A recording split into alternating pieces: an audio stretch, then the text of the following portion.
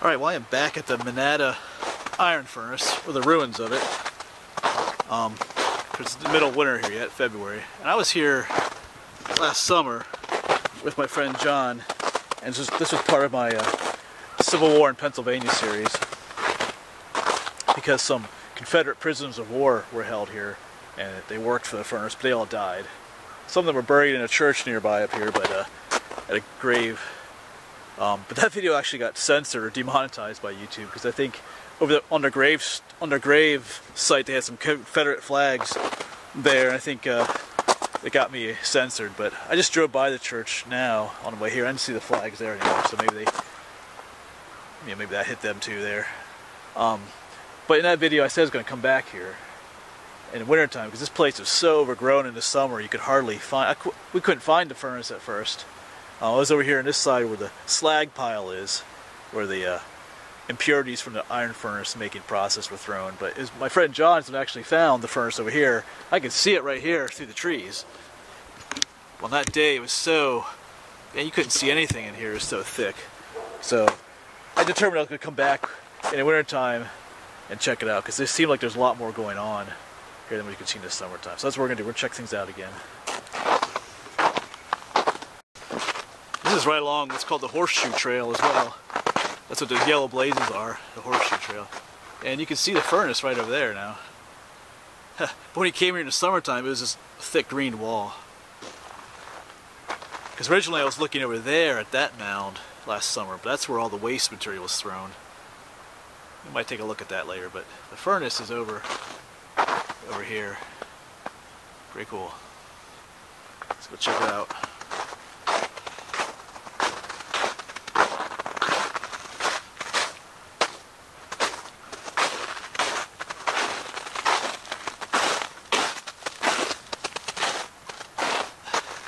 It's still overgrown, but all the foliage is gone. Looks a little different. I think I'm gonna post a picture, I think, of when I was here last summer. You can see what it looks like now compared to what it looked like back then. You'll see the difference. Because I was looking on Google Maps. I think you could see the remains of like the waterway, because they used water power to work the bellows here. Because there's a creek right there, but I think there's a dam further up the creek, and they made like a little what they call a raceway that came to the mill. So that's up here somewhere. I see a bunch of other, and the shacks where those Confederate soldiers lived were here somewhere too. Like I said, they all died about the same time.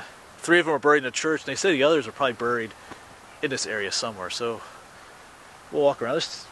There's some snow on the ground, but it's not actually that cold. It's something in the 40s today. So I mean, I'm gonna try to make my way over there.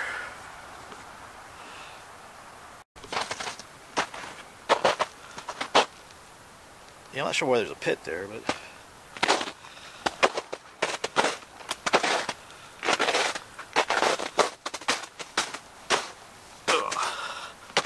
yeah, there it is.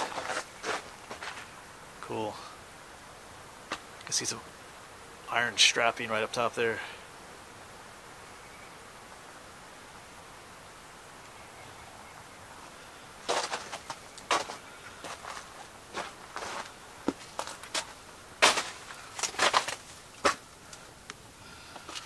Well, this one's filled in pretty much, because a lot of times you're able to walk right into here. This one's kind of collapsed and filled in. Well, you can kind of look in up here though. Check this out. Let's get up here. Oh! Huh. That's pretty cool. Fight for ventilation.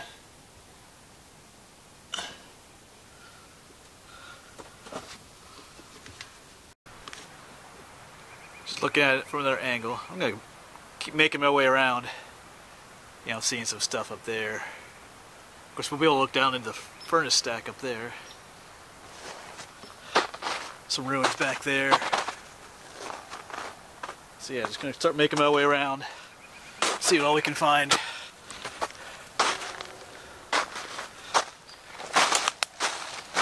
Yeah, I remember seeing that last time I was here too, down there. I'm not sure what that was. Some kind of building down there.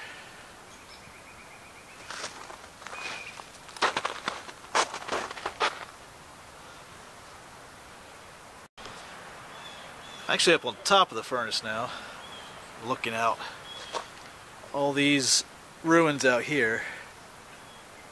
I'm not entirely sure what these are, but you know, they would load the furnace from the top. They would put the iron ore into top, so a lot of times they had a kind of like a trestle system mounted up on, you know, maybe these stone walls held up a kind of like a gangway that loaded this furnace from the top. Maybe that's what these are, like almost like bridge piers, or they could be something else. Let's see. I'm gonna try and make my way. I want to look down into the smokestack. It's kind of slippy up here though. See all the huge pieces of iron down here. Alright, well, we're still on top of the furnace, and here's looking down into the smokestack. This is also where they would have loaded the iron ore into there. You can still kind of make out the brickwork. I'll try to get a little closer.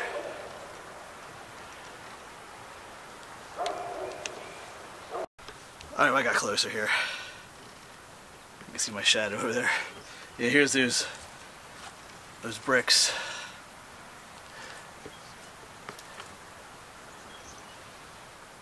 Yeah, so back in the day, you'd look down there and there'd be a fire down there, melting the iron ore into pig iron, I guess they called it. Pretty cool.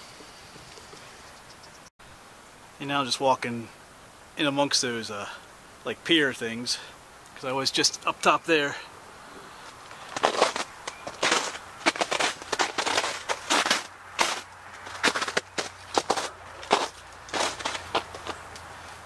And you can see how they've kind of been knocked down in the middle over time.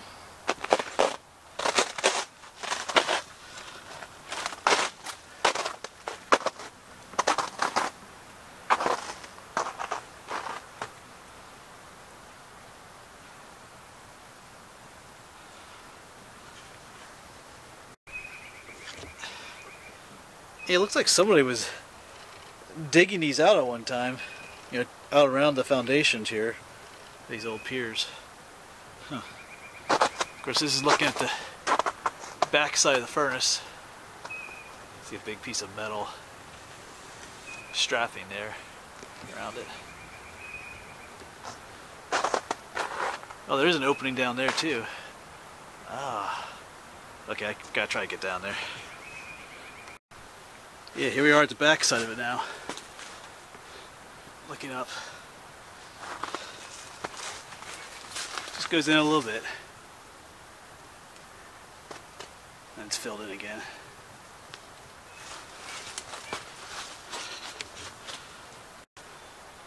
Yeah, last time I was here I didn't come back on this side. It was too thick. I didn't even realize this was back here. That's pretty cool. Oh, well, I'm going to keep do some more exploring around here yet. See what else we can find. I think I'm gonna head up that way.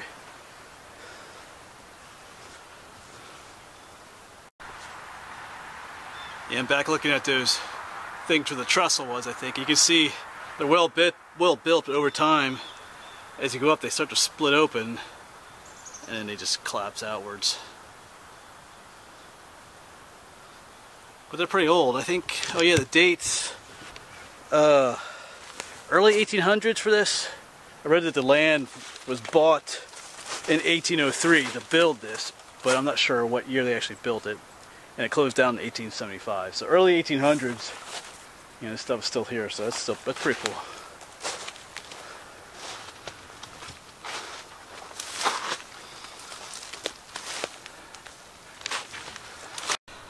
Well, it's pretty thick in here, all this brush, but all over the place there are remnants of, you know, what was here. Here's some old pieces of brick here.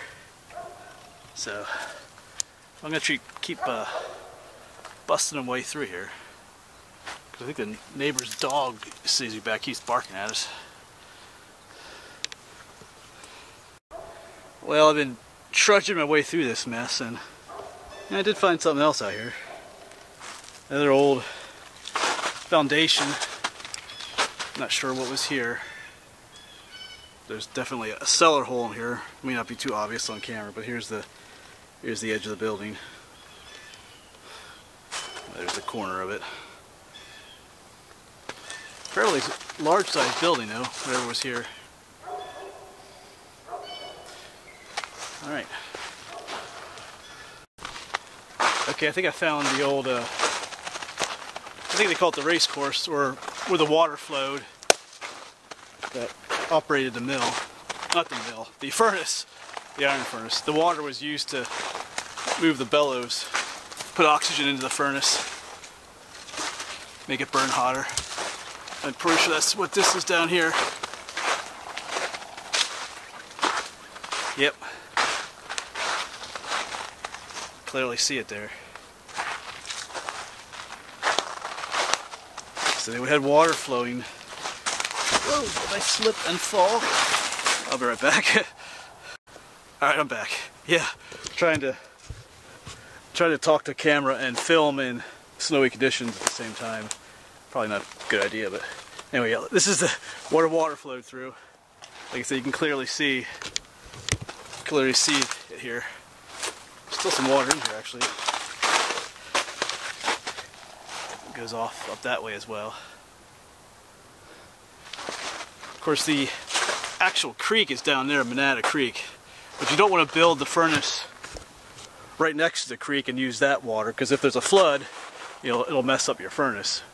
So they'll build the furnace just near a creek but away from it, and then build a dam and build one of these diversion tracks so the water would flow in this way. Then they can kind of control the amount of water that's flowing in. So I might follow these a little bit. I might go up that way some more.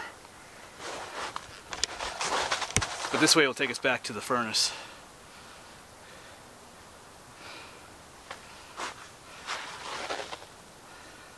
I'm still following it. The ditch kind of reminds me of following a canal system where here's the here's the canal, here's the towpath trail. That's kind of what it looks like, but it's not.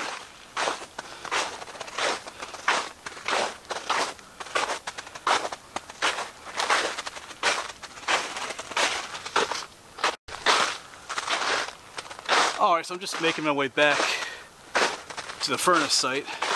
At least I think I am here. But I know somewhere out here where there's shacks where the workers worked. Like I said, those Confederate prisoners of war would have lived in them. I'm not sure if the foundation of those are anywhere back here or not. I'm sure they were just cheaply made wooden huts.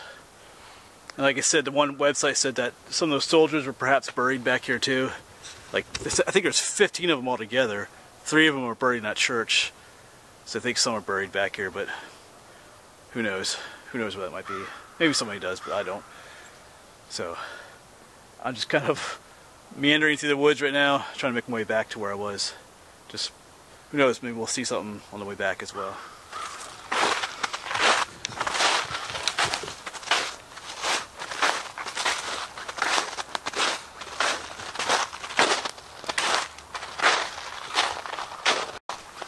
Alright, well I found that main trail, the horseshoe trail, and I can see the ruins right up there again, so on our way back.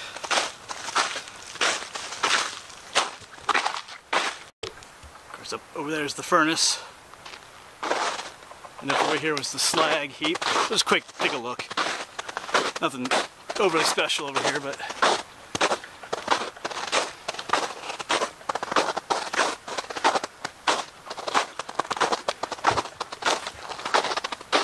yeah, here's what the slag looks like. I know I've shown this in other videos, but some of it's a shiny looking stuff. Some of it's just more bubbly looking stuff. Of course, it's just, that's all this is. This whole mound here. Of course, like I said, this is when they would burn down the iron ore, melt it, all the impurities would rise to the top. And of course that stuff was just waste material, and they would just chunk it out here to the side. Yeah, the molten, what they call pig iron, would flow out the bottom of the furnace, and all its other impurities would be left at the top.